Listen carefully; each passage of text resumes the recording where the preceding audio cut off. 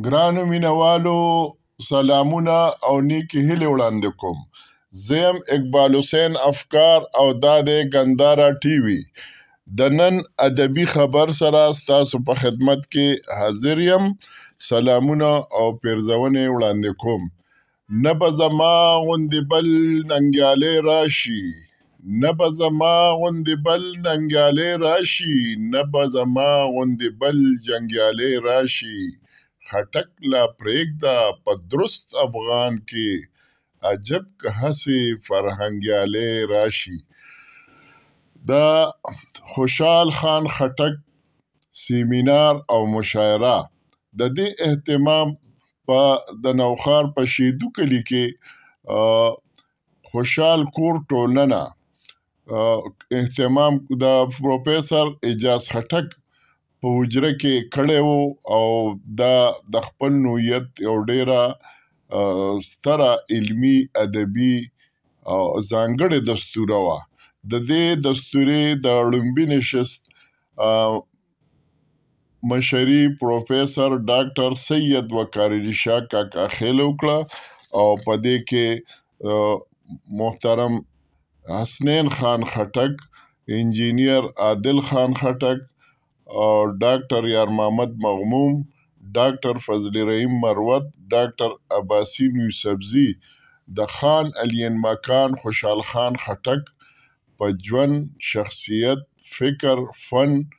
هر اړخیزه خبرې وکړي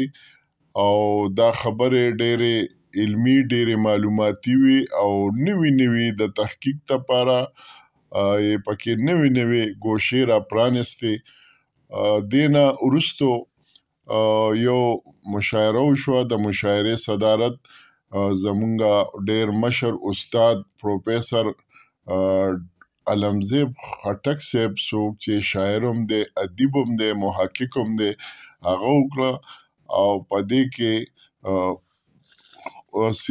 ښاغلې سیما کاکا خیل، ښاغلې کلثوم زیب، ښاغلي جمشید خټک، ښاغلي فضل سبحان عابد، ښاغلي اقبال حسین افکار، ډاکټر عباسین یوسفزي، انجینیر اعجاز یوسفزي، ډاکټر یار محمد مغموم او د پښتنو قومي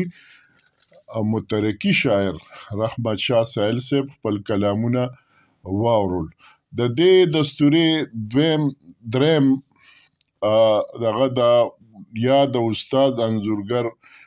رفعت خټک د انځورونو نندارتونو او د دې سره ځوان او اعلی تعلیم یافته شخصیت اسفندیار خان خټک، څوک چې د خټک او کتک ډانس د امتزاجه یو نوی ډانس تخلیق کړی دی. نو د خان علین مکان خوشحال خان خټک د کلام توره چې تیریږي خو ګزار لره کنه، زلفې چې ولول شي نو خپل یار لره کنه، نو د هغې سره هغه پرفارمنس وکړو او ډانس یې وکړو او هغه خلکو سامعینو ډېر خوښ کړو. د دې سره په دې دستوره کې د پښتو اکیډمۍ بک شاپ طاهر خان، هغه څوک چې د انور خان لالا زوی دی، هغه سټال لګولی او په هغه سټال ډېر رشو ځوانانو او سامعینو کتابونه د پښتو اخیستل، ډېر ښه پروګرام و. د دې ټولو نظامت چې وکړو نو هغه ډاکټر اخلاق خان خټک وکړو. دا دستوره د خپل نوعیت یو ځانګړې دستوره وه او د په هر حواله وروستو د دستورې د اختتام وروستو کوربنو خوشحال کور ټولنې غړو د پرتکلفه خوړې اهتمام کړو د سامعینو دپاره، میلمنو دپاره. نو دا یو ځانګړې دستوره وه. تاسو هسې خو په دې دستوره کې ډېر زیات شخصیتونو چې په هغې کې پروفیسرانو مو، انجینیرانو مو، ډاکټرانو مو او طالب علمانو مو، کیدای شي ډېرو پکې زه پیژندم خو ډېر داسې وو چې هغې نومونه ماته نه وو معلوم او خو کم چې ما پیژندو او هغه نومونه یې راته معلوم وو، نو په هغې کې ډېر لوی ډاکټر میا افتخار حسین او په د اسلام آباد نه زمونږه د علامه اقبال پوهنتون یونیورسټۍ د شعبه پاکستانی ژبو چیرمن پروفیسر ډاکټر عبدالله جان عابد،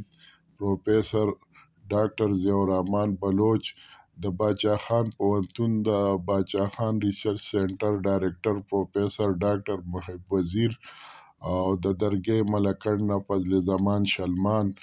ایمل خټک، احرار خټک، ملک اطلس خان خټک، جمیل خټک، ابدال خټک، سیف الله خان خټک، خان محمد تنها سره د شیدو، اکوړي، نوښار، پېښور شاعرانو، ادیبانو، پروفیسرانو، انجینرانو او طالبانو په ګڼ شمېر کې ګډون وکړو. ټولو هر چا په خپل ځای په خپل